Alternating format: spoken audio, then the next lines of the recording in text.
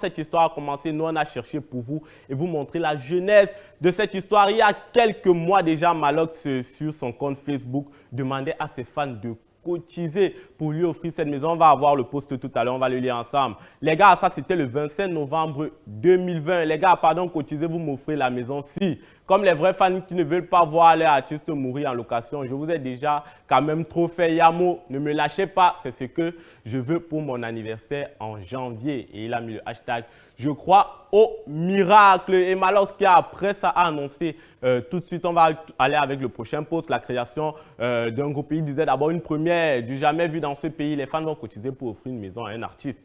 Un proverbe africain dit que la bouche qui a faim n'a pas honte de demander. Moi, je veux seulement la maison si quelqu'un sait que je lui ai déjà fait Yamo, il envoie seulement ses 250 francs tout à l'heure. Je suis d'abord un gars qui croit au miracle. Et Malox ensuite qui avait enchaîné, c'était le même jour parce qu'on voit tous les dates. Je vais créer un groupe WhatsApp, tous les techniciens et structures qui veulent m'accompagner, qui veulent nous accompagner dans ce projet. Vous allez m'envoyer vos numéros, je vous mets dans le groupe. Ça sera une première, une démonstration de force hors norme. Ça fera le tour du monde, les médias en parleront partout. N'hésitez pas à nous rejoindre pour écrire cette histoire invraisemblable, hors du commun. Et Malox, par la suite, qui avait annoncé la création d'un groupe pour les personnes qui voulaient participer. Voilà, on a le pot du lance, la quête pour la maison de mes rêves, offerte par les fans. Une première jamais vue dans l'histoire du Cameroun. Tout à l'heure à 18 h, chacun doit envoyer seulement 250 francs CFA.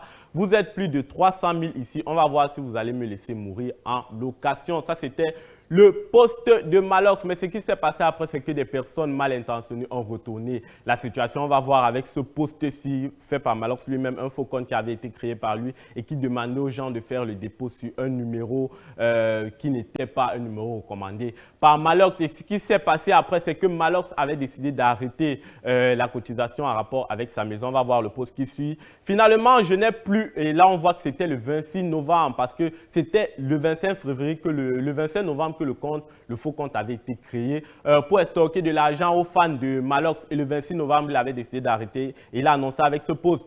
Finalement, je n'ai plus lancé la cotisation comme prévu hier, mais peut-être ce soir, je vais le faire. Moi-même, je réfléchis encore. Le Jacques, c'est un pleure déjà 250 francs là. Je wanda encore. Ça, c'est Malox sur son mur. Et quelques jours après, Malox qui, il y a quelques jours aujourd'hui, Malox qui nous poste sur sa page Facebook la maison de ses rêves, la maison qu'il avait présentée à ses fans qui est en plein chantier. Et lui-même, il est au four au moulin avec ce petit message. Croyez en vos rêves avec de la persévérance. Ils peuvent devenir réalité. La vie appartient à ceux qui n'abandonnent jamais. Et le patron John Connor. Ça, c'est les hashtags qui accompagnent. On va voir quelques images pour voir très bien ces images. Voilà, là, on voit Malox qui était en plein travail lui-même dans son chantier. Et là, on voit déjà que la maison a commencé à prendre forme et qu'elle ressemble à la maison que Malox avait demandé à ses fans au départ, la maison de ses rêves. Donc, Malox, voilà, là, on peut voir que il y a une très, très grosse ressemblance entre cette maison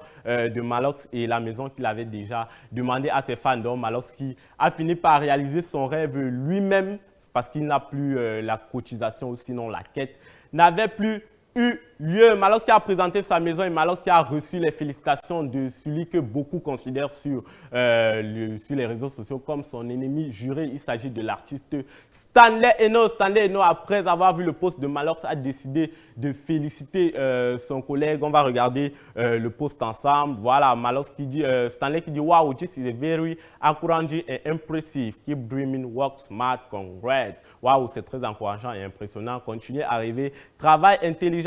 Félicitations à toi. Il a partagé sur son compte le post de Malox, le Viber. Et Malox qui n'a pas seulement fait le buzz ou fait la polémique avec cette maison. Et on dit félicitations à Malox au passage. Mais aussi sa prestation lors de la cérémonie de clôture du Chan Cameroun 2020 continue de faire polémique.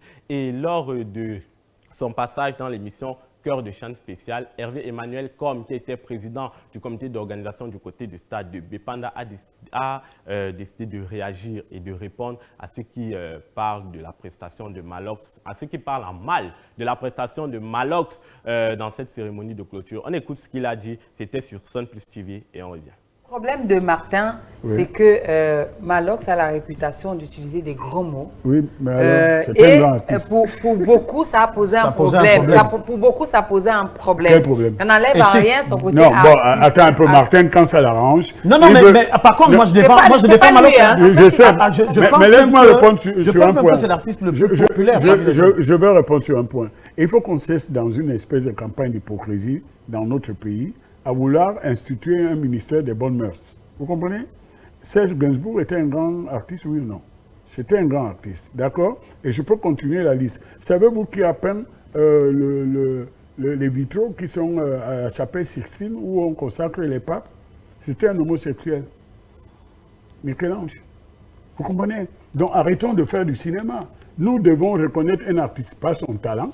Sa vie privée le concerne. Vous comprenez?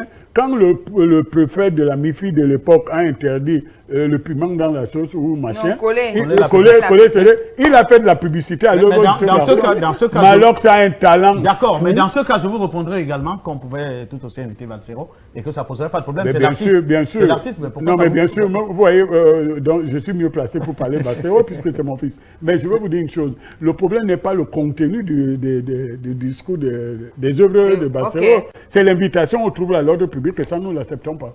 Ok. Voilà.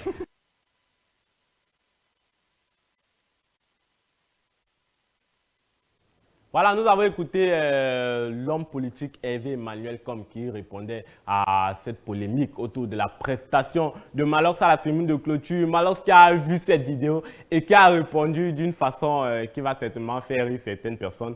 D'entre vous, on regarde la réponse de Malox en commentaire lorsqu'il est tombé sur cette vidéo. Il a dit « Je suis à la quincaillerie. Je discute le prix des sanitaires, je finis d'abord. » Donc en ce moment, Malox s'est concentré sur la finition de sa maison.